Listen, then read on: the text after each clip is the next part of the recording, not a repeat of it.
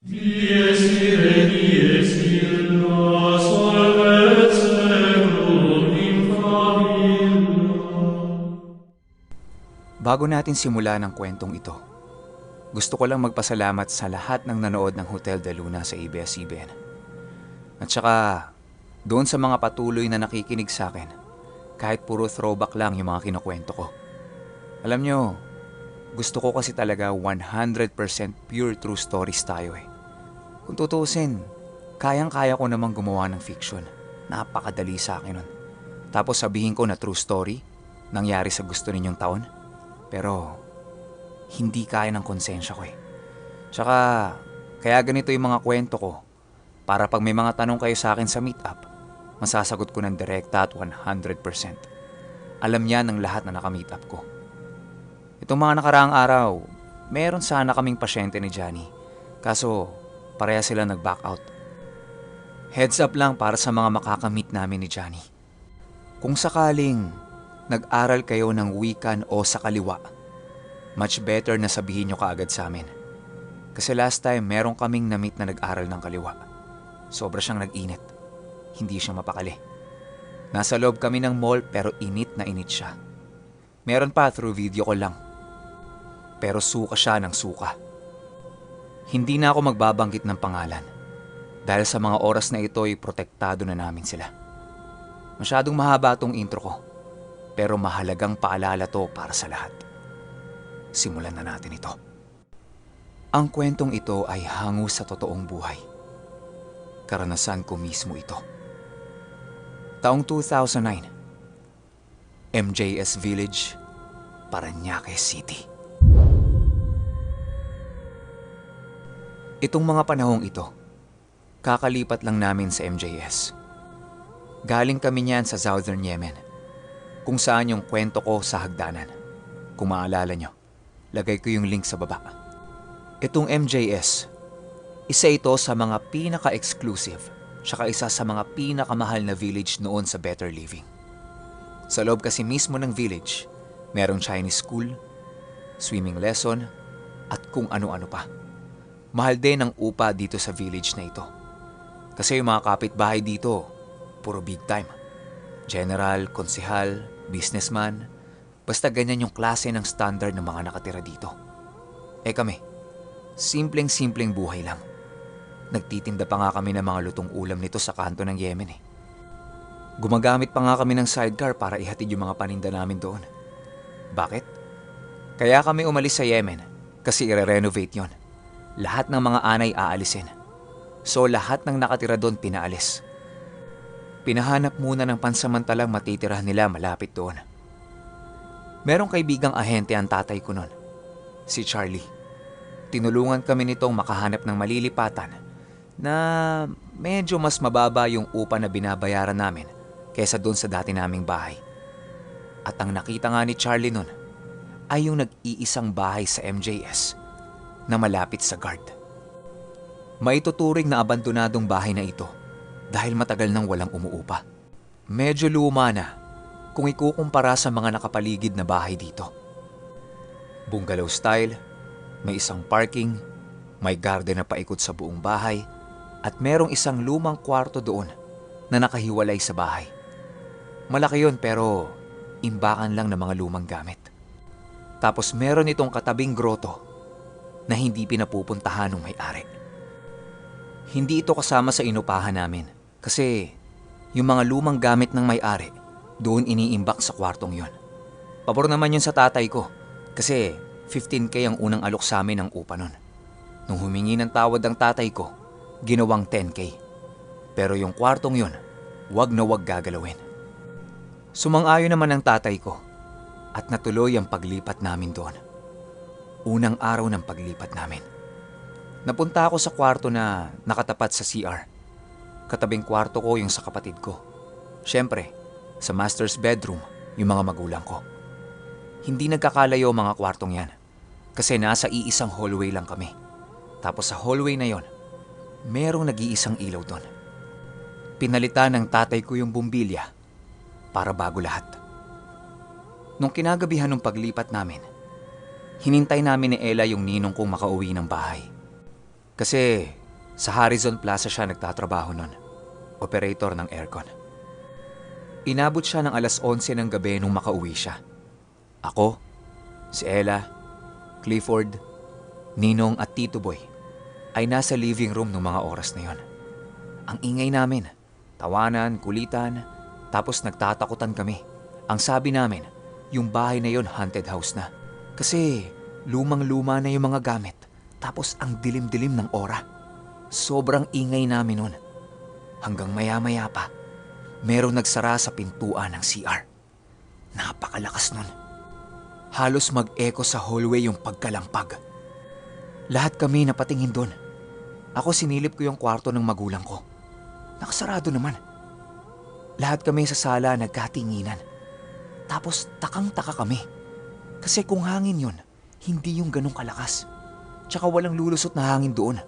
Sarado yung mga bintana eh. Hindi na lang namin pinansin. Tapos tuloy pa rin kami sa pagtawa, kulitan, asaran. Tapos biglang pumutok yung ilaw sa hallway. Doon na kami nagsimulang kilabutan. Kasi bagong-bago yung bombilya na yon. Tsaka nakabukas na yun nung alas 5 pa lang ng hapon. Kasi madilim talaga sa hallway na yon eh. Napatalon si Ella sa likod ng ninong ko. At sinabi niyang merong malaking babae ang pumalo doon sa ilaw. Doon ako nakaramdam ng sobrang lamig sa braso ko. Animoy merong humahawak dito. Wala ako gaanong makita nung mga oras na yon. Kasi ang nagbibigay lang ng ilaw sa amin nun, yung dilaw na ilaw sa may kusina. Ang hirap maaninag kung meron bang nilalang doon sa hallway. Takot na takot pa rin si Ella nun. Hanggang sa magalaw ko na yung braso ko. At nag-usal na ako ng tigalpo sa kanang kamay ko. Pagbatuon ng tigalpo, maniwala kayo o hindi, biglang kumislap yung ilaw sa may hallway. Wala na itong bombilya, pero biglang umilaw ulit. Nakakapagtaka kung saan ang galing yung ilaw na yon. Pero tumagal lang yon ng 1 segundo. Tapos namatay ulit. Sa sobrang ingay ni Ella nun, nagising yung tatay ko. Takang-taka siya kung bakit walang ilaw sa hallway. Di ba nga, kapapalit niya lang ng bombilya nun. Sinabi namin sa kanya yung nangyari. Tapos pinagalitan niya ako. Huwag daw ako basta-basta magbabato ng tigalpo. Hindi ko daw alam kung sinong pwedeng tamaan nun. Baka mamaya, iba pa ang matamaan ko. Tapos malasin kami sa bahay. Nilagyan ulit ng tatay ko ng bombilya yung ilaw na yon. Masyado kasi talagang madilim. Hindi pwedeng walang ilaw. Pagkatapos nun, nagkanya-kanya na kaming pasok sa mga kwarto namin. Nung nasa kwarto na ako, hindi ako makatulog. Kasi hindi pa naman talaga ako inaantok nun eh. Wala pa kaming internet nun kasi bagong lipat lang. Kaya wala talagang magawa. Pumunta ulit ako sa sala, baka sakaling gising pa yung ninong ko. Kaso tulog na eh. Wala na ako makakausap. Kaya ang ginawa ko, tumingin na lang ako sa mga picture namin sa photo album. Nakasandal ako nun malapit sa bintana, kung nasaan yung kwarto na imbakan ng mga lumang gamit. Habang tumitingin ako ng mga picture, tawa ako ng tawa. Tapos meron akong narinig sa bandang likuran ko na Sss. Sss. Hindi ko pinapansin kasi akala ko hangin lang eh. Tsaka medyo malayo. Kaya diretso lang ako sa pagtingin ng mga picture. Tapos napapansin ko, dire-diretso lang yung naririnig ko tapos ayaw tumigil. Palakas pa ng palakas. Hanggang buo na yung naririnig ko na Psst. Psst. Kinilabutan na ako nito. Yung kilabot na may halong gigil. Gustong-gusto kong mambato ng tigalpo pero inaalala ko yung sinabi ng tatay ko. Ayoko ding lumingon dahil sa oras na lumingon ako, alam kong may makikita ako. Naririnig ko pa rin siya, tuloy sa pagsitsit. Kaya ang ginawa ko, umarte ako na merong plema.